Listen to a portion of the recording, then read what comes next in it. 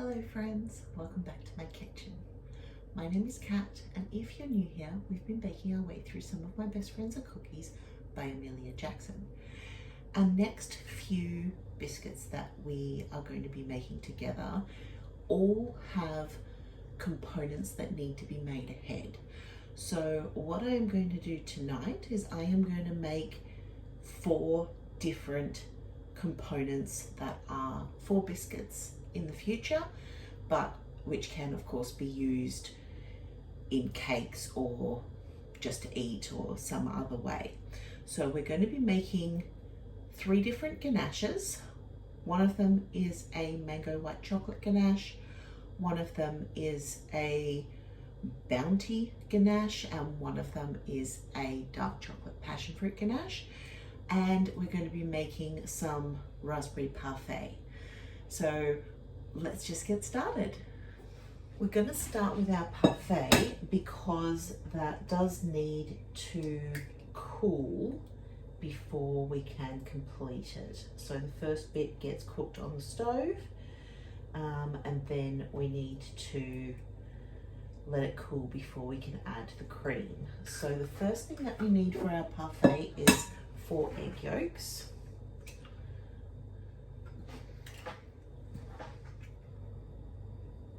And 90 grams of caster sugar.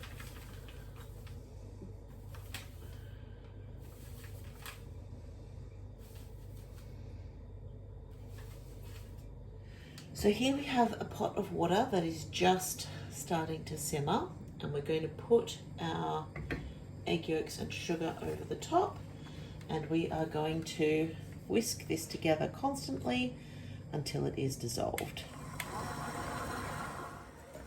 This step took about 5 minutes. So here we've got 125 grams of fresh raspberries,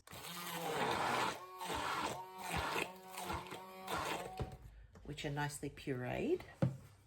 And you may have noticed that I was rubbing the egg yolk mixture just to make sure that all of the sugar was completely dissolved. So we're going to add our raspberries to our egg yolk and sugar, and we're just going to fold those in. And now we're just going to leave this to cool. So for our next recipe that we are making, which is a passion fruit ganache, we need 110 grams of strained passion fruit. So this was 170 gram tin. And last time I did this, I ended up with about 130 grams of passion fruit pulp after I'd removed all of the seeds. And it looks like I'm going to get about the same this time.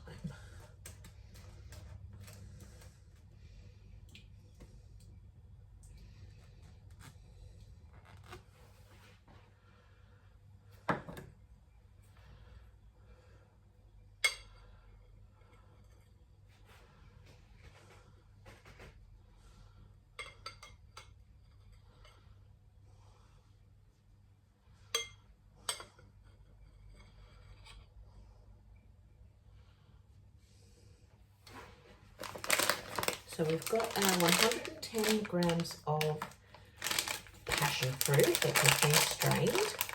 And to this, we're going to add 200 grams of dark chocolate melts.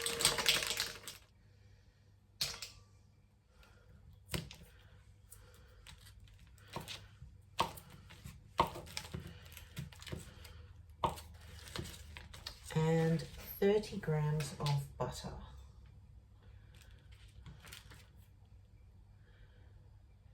And we're just going to melt this in the microwave in 30-second blasts until it all comes together.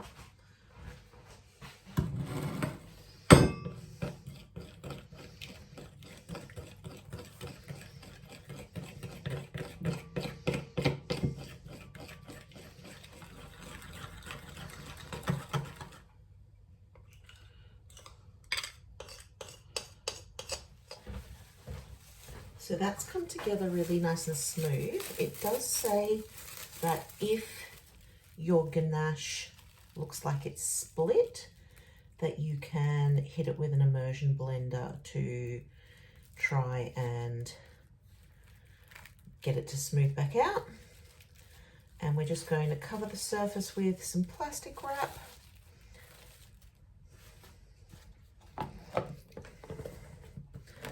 And put this in the fridge.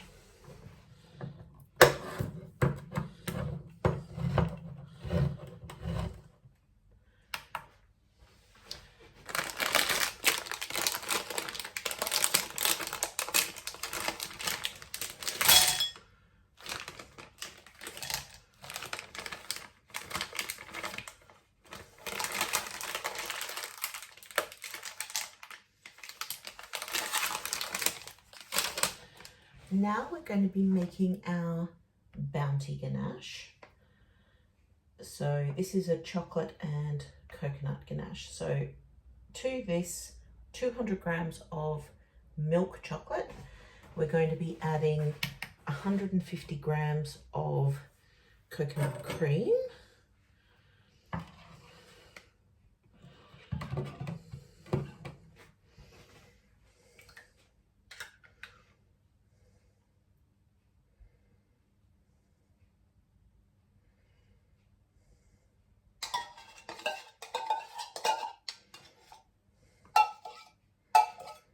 So this was a 165 ml tin, and that whole tin is 156 grams.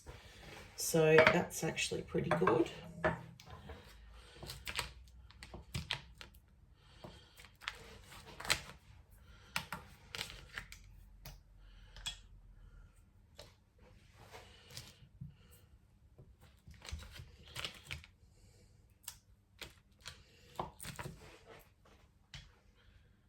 So we've got 40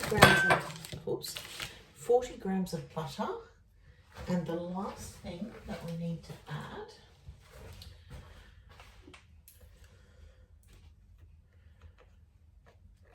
is a 1/4 teaspoon of coconut extract.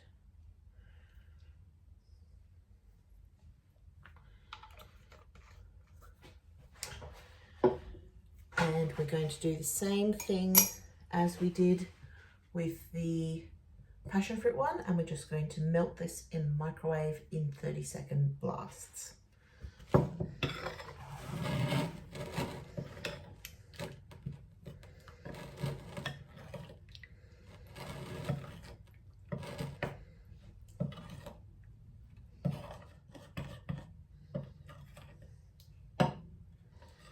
So this one has cooled down a little faster than the passion fruit one.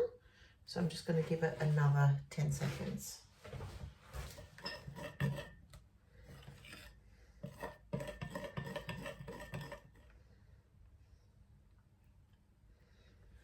So that is our chocolate coconut ganache.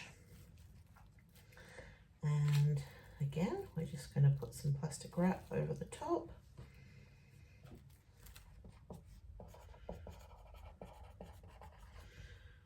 Pop a lid on it and pop it in the fridge. So our third recipe for the day, well, our third ganache recipe is a mango and white chocolate ganache. So for this we need 60 grams of ripe mango. Mangoes are not in season at the moment, so I have just grabbed out some mango cheeks that I had saved in my freezer from summer, and I've just had them on the bench thawing while we made everything else, and I'm just going to weigh out 60 grams without any of the little chunks of ice if I can.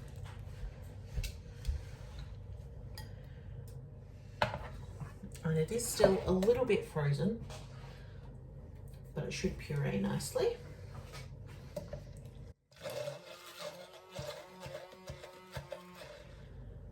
So for this one we have a similar method.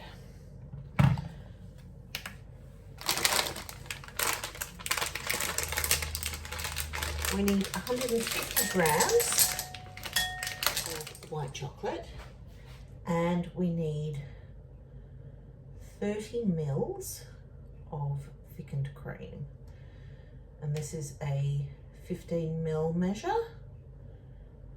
or a US tablespoon. So we're just going to zap this.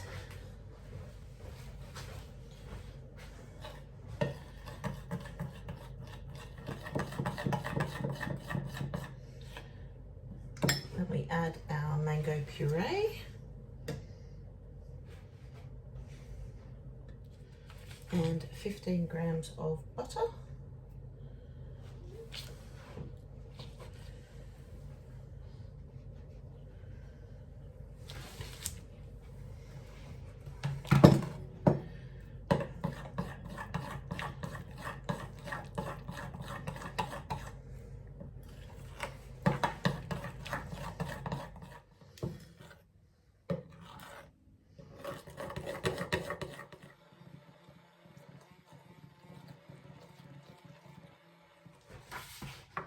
So this one took a little bit more encouragement to come together, so I just hit it with the stick blender.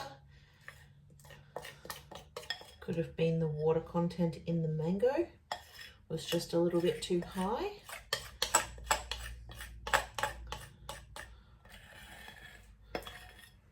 But this one is much thicker already than the others, so that could have something to do with it as well. This one is my least favorite, even though I love mango. I don't really like white chocolate all that much. So we'll see how that goes. But this one is also going to go in the fridge. So our raspberry mixture is cool now. So we are just going to whip 400 milliliters of thickened cream.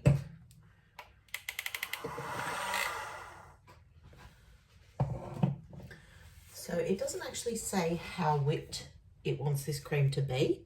So I have gone for stiff peaks. And now we just need to fold the raspberry egg yolk sugar mixture and the whipped cream together. Usually I would add the whipped cream to the raspberry in batches, but I do have some maybe slightly cooked egg on the edge there that I don't want to scrape in accidentally. So we'll just make do.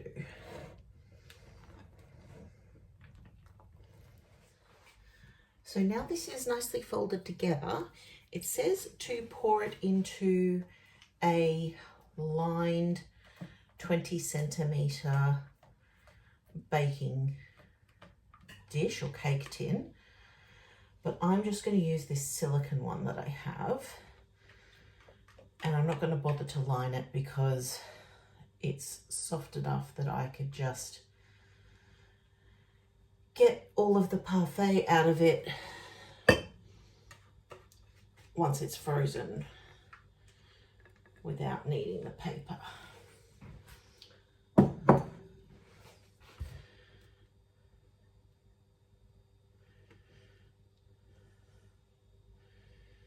So I've put it onto a baking sheet because it's not obviously as sturdy, but it will make it easier for me to get it out.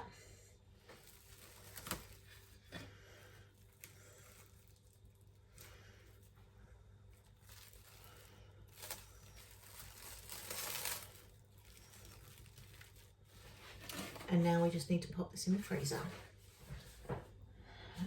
So I've made a big mess of myself and of the kitchen, but we have made now all 3 ganaches and the parfait. So all of those items need to be in the fridge or freezer at least overnight.